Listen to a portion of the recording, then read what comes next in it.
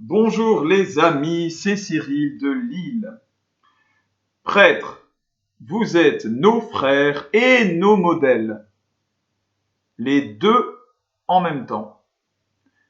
Cette vidéo va servir à clarifier la position du prêtre dans l'Église. La figure du prêtre. D'abord, quelle est-elle cette figure? Elle est faite de deux dimensions. Le prêtre, il fait partie du peuple de Dieu, comme chaque fidèle, comme chaque croyant. Il fait même partie de l'humanité comme chaque être humain. À ce titre, il est frère des autres. Mais en même temps, il est en face du reste du peuple de Dieu.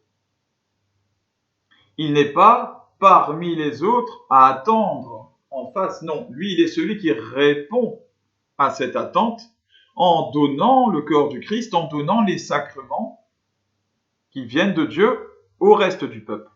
Donc il y a à la fois en lui une dimension horizontale, c'est-à-dire de fraternité, d'égalité avec les autres hommes et en particulier les autres enfants de Dieu, et en même temps, il y a une dimension hiérarchique qui le place sur un plan différent. Bien, voyons maintenant chacune de ces dimensions plus précisément. Le prêtre, comme je le disais, est un homme parmi les autres, certes. Il est notre frère, comme Jésus lui-même a été notre frère. Si ce n'est que le prêtre, lui, il est pécheur aussi, comme nous. Il n'est pas forcément plus saint qu'un autre, pas forcément plus saint qu'un laïc. Et là, je tiens à dénoncer un problème qui a été dénoncé par le pape François lui-même, que l'on retrouve sous de multiples aspects dans notre monde occidental, très axé sur la hiérarchie dans l'Église. Attention au cléricalisme, c'est-à-dire le fait de placer le prêtre sur un piédestal.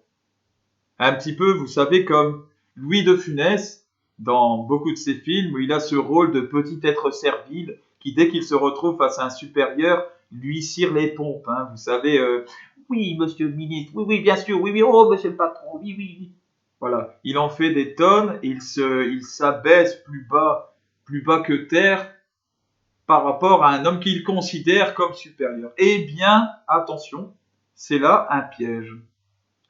Je ne dis pas que la hiérarchie soit mauvaise, que non, puisqu'elle a été instituée par Dieu lui-même dans le Christ, qui a choisi des apôtres. Il a choisi parmi les hommes certains apôtres, 12, et pas d'autres.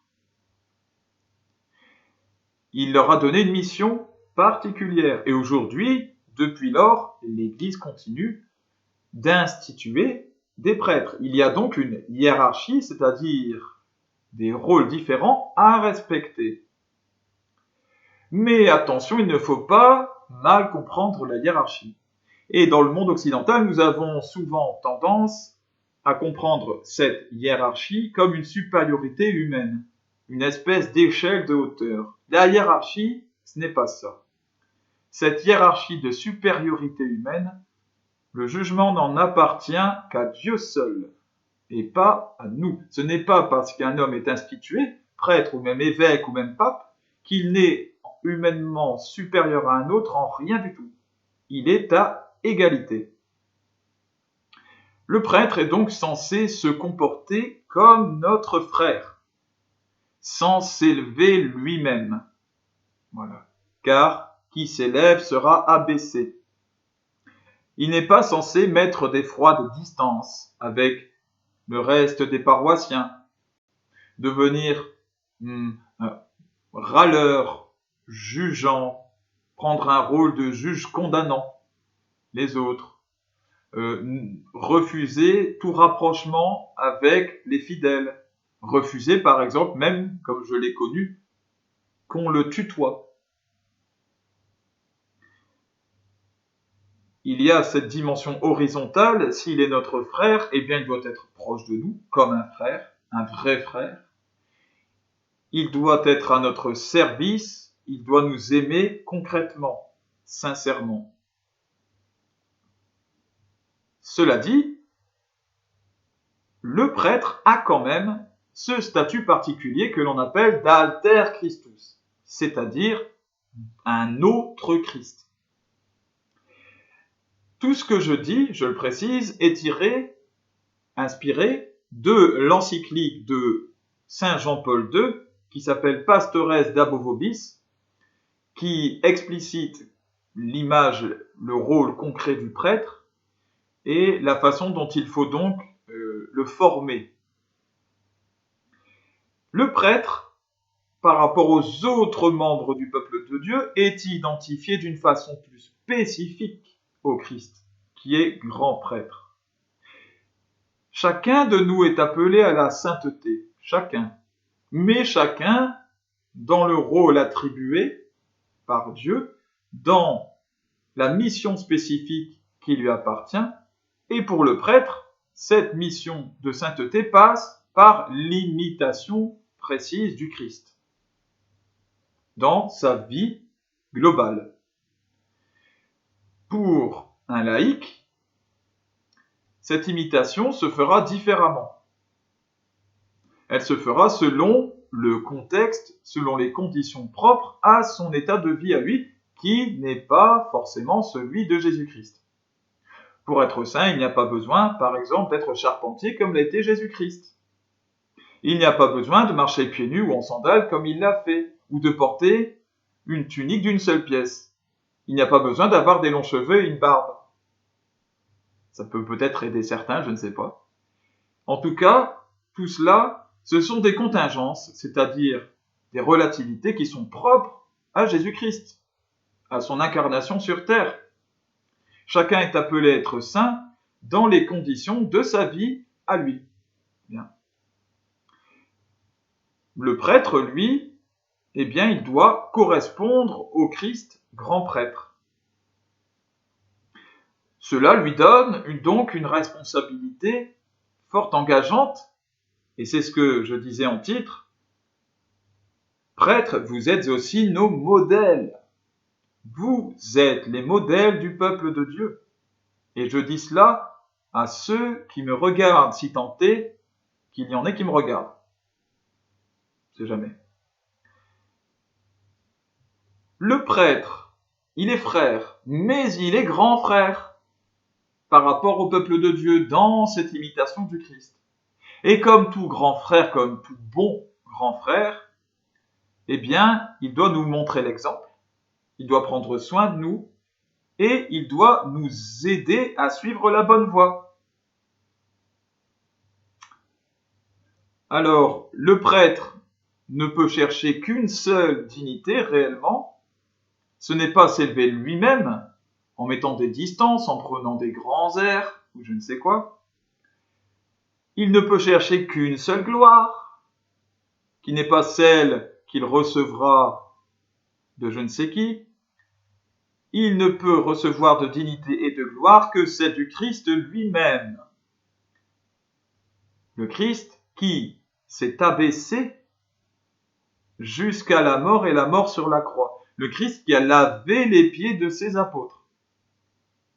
Le Christ qui a aimé jusqu'à la mort. Les apôtres et chacun d'entre nous. Tous les autres aussi.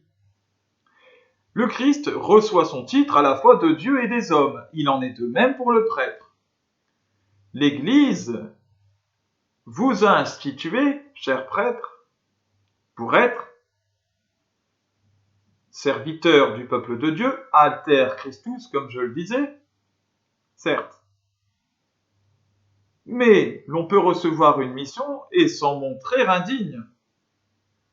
Et dans ce cas-là, est-ce que ce titre, le titre de prêtre, sera donné par les hommes?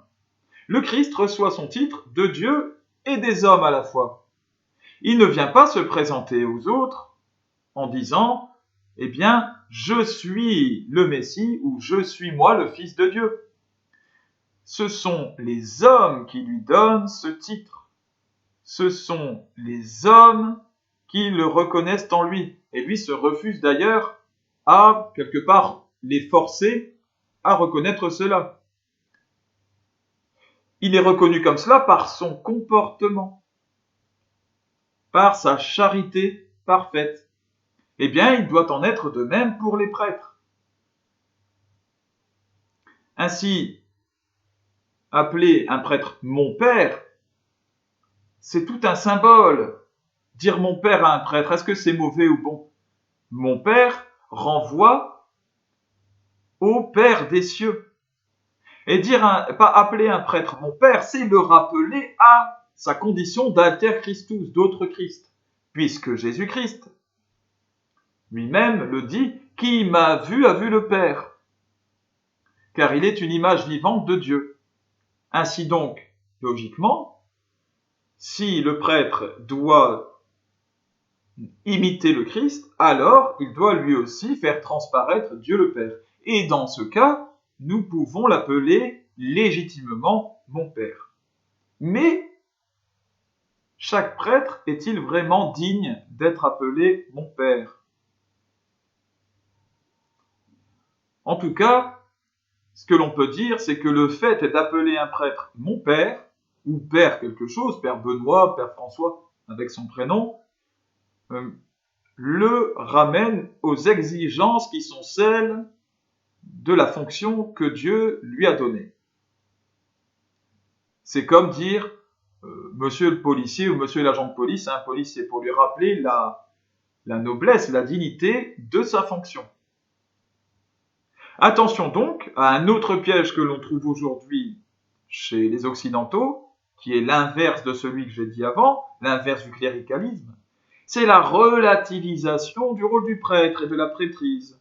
Avec oui, mais bon, je suis prêtre, mais nous sommes frères. Avant tout, nous ne sommes que des frères. Au fond, j'ai connu des laïcs bien plus saints que des prêtres, alors ne m'appelle pas mon père, appelle-moi mon frère. Et nous ne sommes, nous, que des chrétiens parmi les autres. C'est faux. Il y a une part de la vérité qui n'est pas dite. Oui, vous êtes nos frères, oui, vous êtes chrétiens parmi les autres, mais à une place précise, spécifique, qui nécessite une responsabilité très engageante. Prêtre, votre façon d'agir, votre façon de tenir votre corps, qui doit être à l'image du Christ, un corps saint, avec un esprit saint à l'intérieur. Votre façon de parler, votre façon de regarder, car il y a des prêtres qui ont des regards troublants, qui ont l'air à s'y méprendre, jugeants, parfois même haineux. Les prêtres qui râlent, qui condamnent, qui se montrent cyniques. Les prêtres même qui se montrent désespérés, qui ne croient plus et qui en font une espèce d'occasion de rire ou une occasion de faire la conversation avec d'autres. Attention, car le modèle que vous montrez est antichristique. Attention, vous êtes des modèles. C'est à vous en premier lieu de rappeler à chaque chrétien la façon dont on imite le Christ. Évidemment, je pense plus particulièrement aux curés qui sont proches, eux les plus proches en tout cas, des autres fidèles, des autres laïcs de la société. Nos frères et nos modèles en avant du troupeau. Ni l'un sans l'autre, ni l'autre sans l'un. Que Dieu vous bénisse, bénisse tous vos proches, vous permette de trouver aussi peut-être votre vocation, peut-être que certains sont appelés à se consacrer, et en tout cas à trouver la juste image, la juste distance avec les prêtres et avec les curés. À bientôt les amis.